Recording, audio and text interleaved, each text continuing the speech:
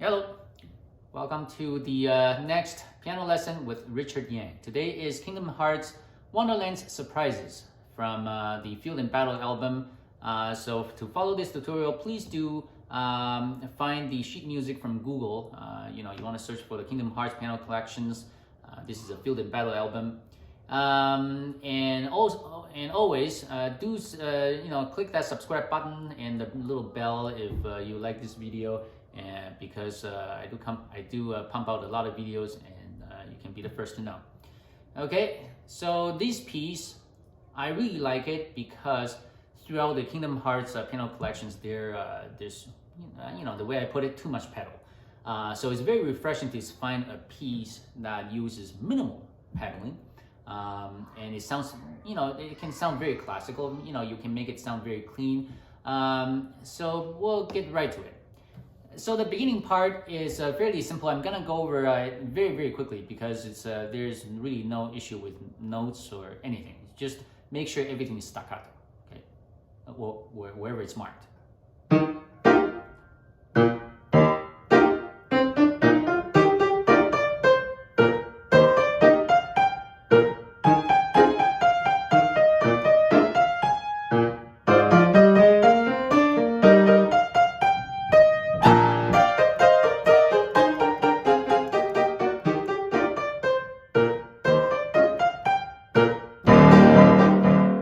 That's the beginning. I hope there is no question there. Right? You might find the third line a little awkward, but this is actually a very classical music passage, in my opinion. So it's for example, the first B flat, you want to pedal it down only after you reach the B flat, not before. Not like this. No, you want to do and then pedal down when you hit the B flat. So you don't want to get those the grace notes in there with it, right? You want to avoid that. And then pedal off. And if you don't play exactly the way it's written, like you can just play this. Now you can play the notes together. However, that's how the recording for a lot of different passages involving this, that's how they play it. However, this is a particular case where I actually do want to hear that grace note at least a little bit, right? So try your best. Right, that just like that.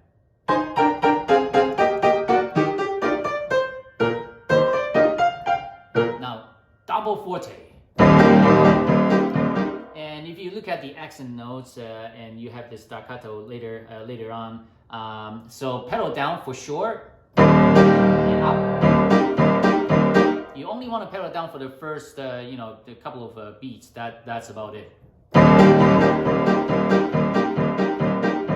And then from double forte to forte, you do want to do a little crescendo here, just to create a contrast. And so when you play, it might become something like a mezzo forte on the second measure instead. That is okay because you want to create that contrast, because if you keep everything just forte, double forte, it sounds the same. Okay, so you want a big and slightly smaller to be like a normal volume. And then now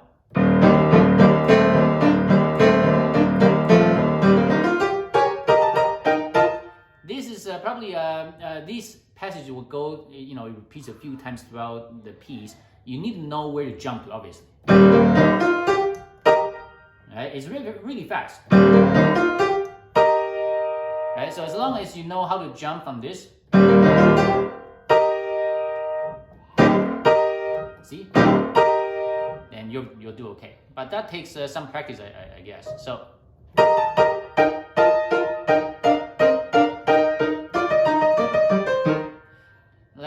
On the left hand here is technically legato, but it sounds just as great staccato. So whatever you need.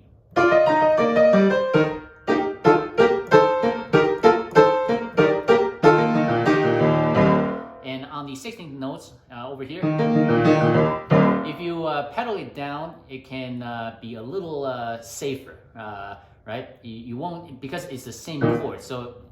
Or you need to change the note in between, but within that quarter note, it is the same chord, so you don't need to worry about things getting too muddy. Okay. Staccato. Right, and again.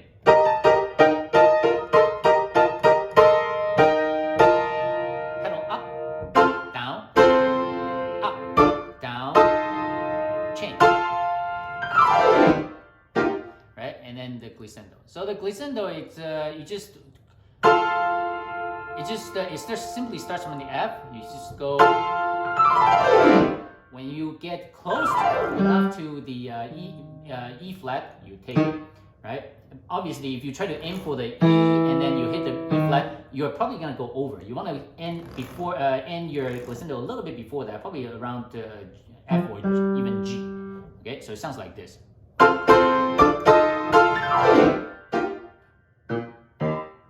Right, so and then it's the same as before. So I'm just gonna play through them.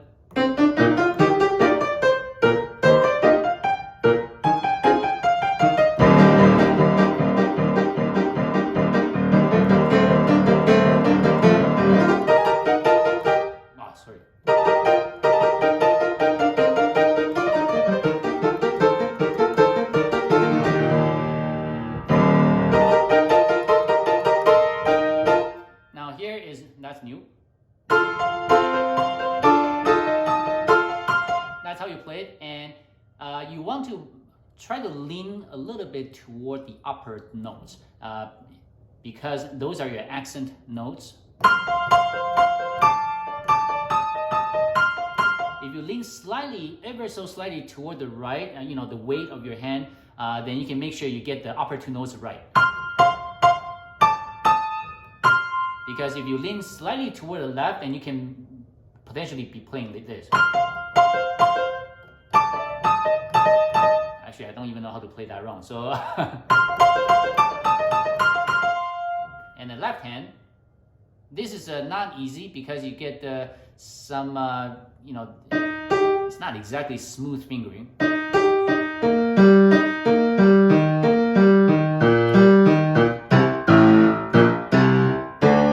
Put that together.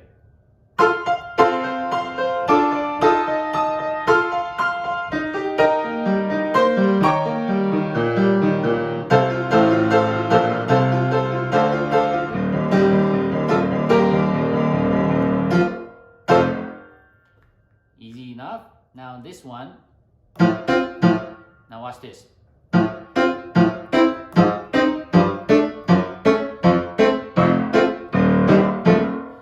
So just remember, the left hand, you have to play the same thing twice first. Then it goes down in chromatically. Okay.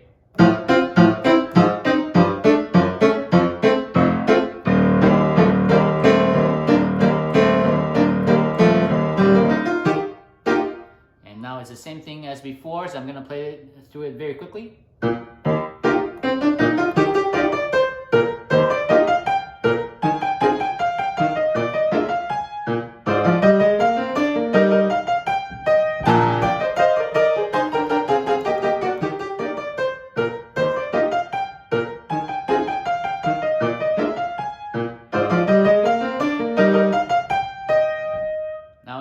Remember, when I play these notes, this section you use very, very or no pedal, right?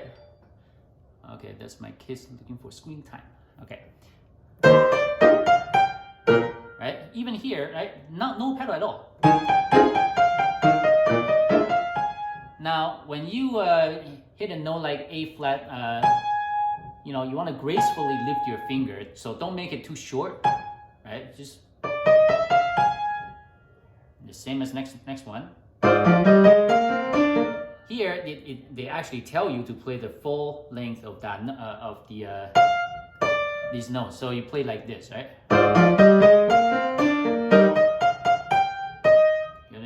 It's almost like an emphasis on each note. And now you pedal down here, change, change, change, change, change, change. Pedal off. Now pedal again.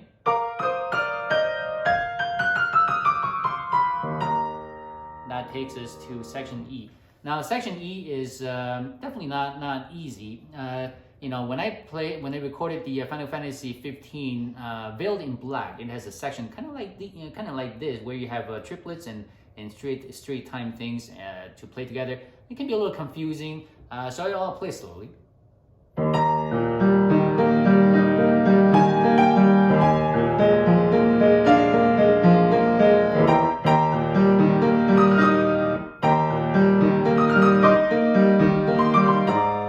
So the fingering, I go like this. You do 4, 5, 4, 5. Okay, one more time.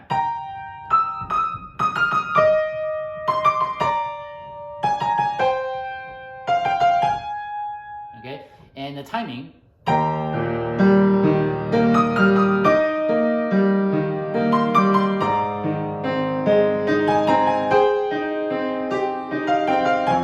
I hope that makes sense, right? You can read that from the music, so I'll play that one more time.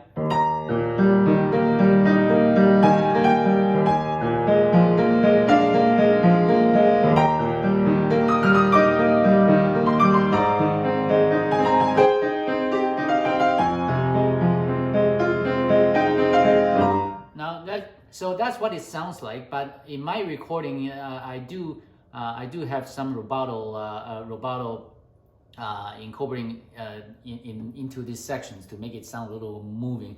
But for the sake of learning the notes, you want to learn the notes first before you start experimenting how to do different phrasing.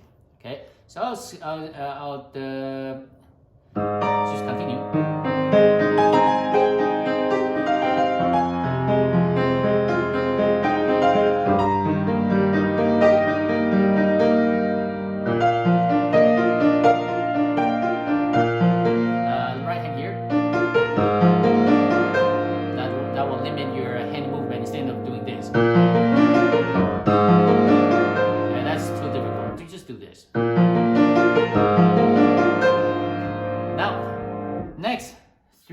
Are pretty difficult because they are all 3/4, right? So you want to practice like one quarter note at a time. So 3 and 4, 3 on the left hand, right hand, 4 on the right hand. Each set is considered one thing. So practice that one thing one at a time.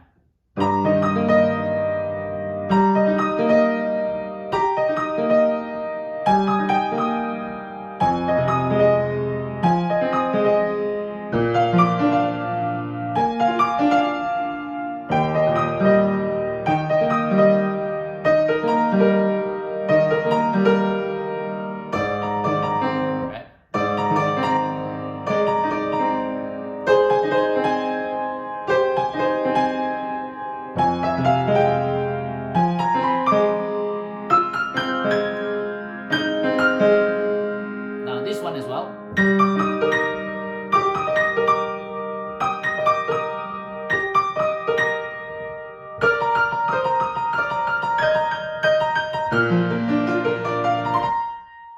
All right, so hopefully that's if you can play this part, this is the most difficult part of the piece. If you can get this, you're pretty much 80% done. Okay, so one more time.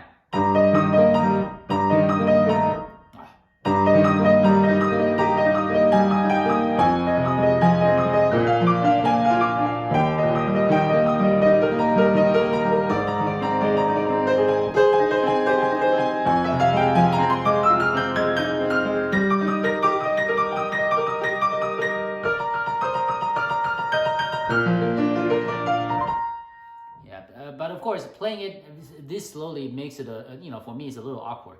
But anyway, the third line, middle measure. You want to, this is when you want to play a quarter note at a time. So, all right. So really, you have two variations. 1, 2, right, and then same thing again. Oh no, actually they look a little different. But anyway, so you just want to make sure you practice a quarter note at a time. And I would recommend practicing the left and the right hand together.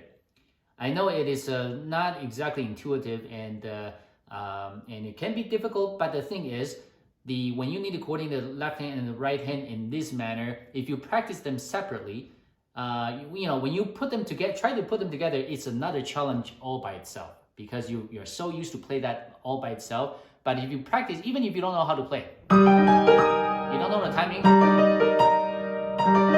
but if you keep playing,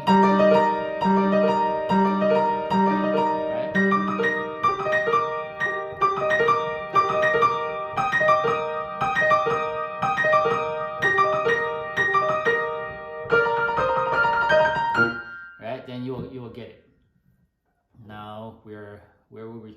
I do left hand 3-1-3. 2-1-2-1-2 may work, but 3-1-3.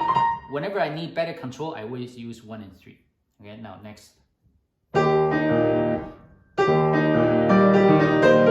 Closer.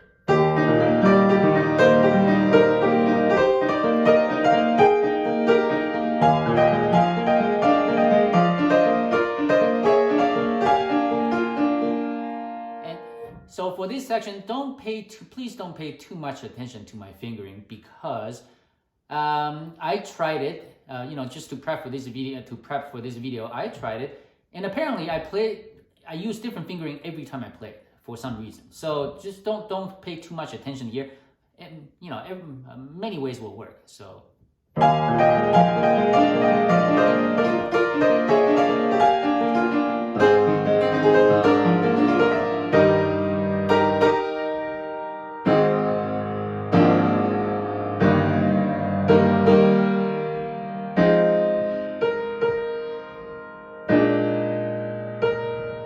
Make sure you change pedal here. You don't want the previous D and E flat with this. And now, same as before, so I'm gonna just play over them.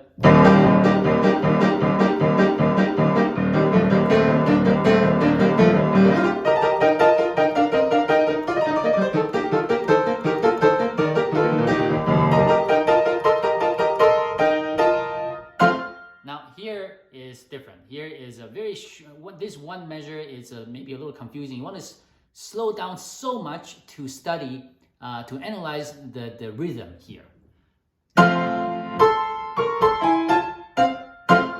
Right? The rhythm to me, even when I play it correctly, is not very convincing. So you have to really, believe in yourself. Okay, so follow the rhythm as written and try to believe it. Eighth, after an eighth rest, only an eighth.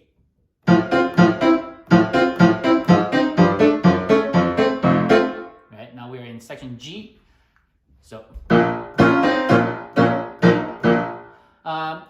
okay, here I think that this is a little mistake on the music.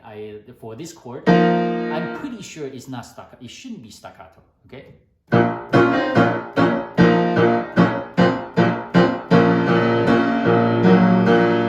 Now here, I hope you don't find this too difficult.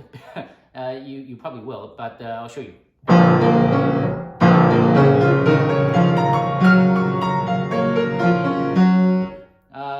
Sorry, I have to. It's really hard for me to speak and play at the same time. So whenever you have this, you have 5 and 2. You can split that into. I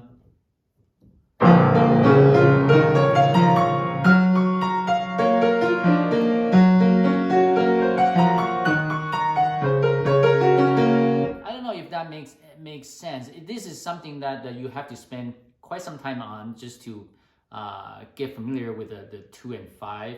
Right? The only advice I can give you is that you start at the same time and you know where to end.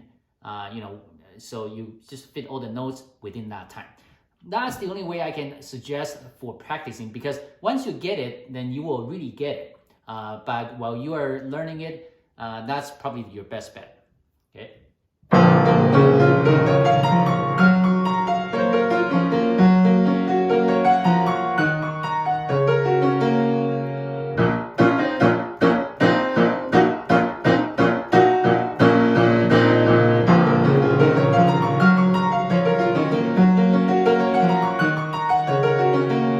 So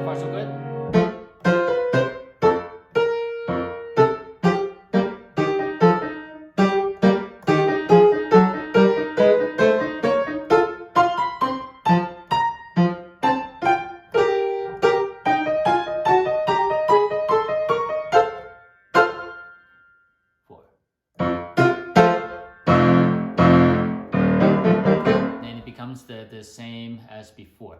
And that, I've played this a few times now. We can just skip to section I, okay?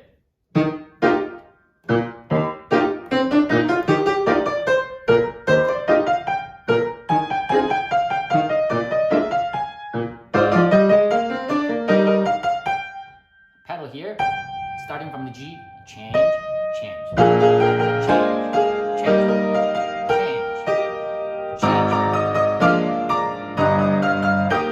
So again, see, you always change the pedal to keep things clean. I hope that's a concept that's fairly easily understood. Pedal off. Now, this is the interesting part. Look at my finger.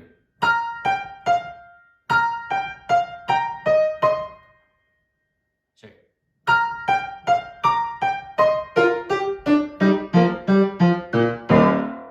3, 4. You get that? So almost the same as written, left and right hand wise.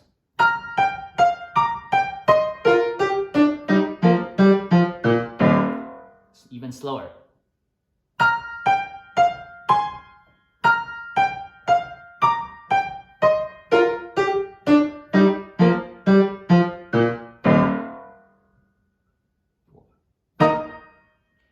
That's it. So so this piece is fairly simple, except for this portion, right? So this is you probably want to work on that portion a little bit. That's a very, very cool piece. I don't like the fact that a lot of things are repeated, but you know, it's a surprise, right? Wonderland surprises, surprise, right? Well, that's it. Thank you. Goodbye.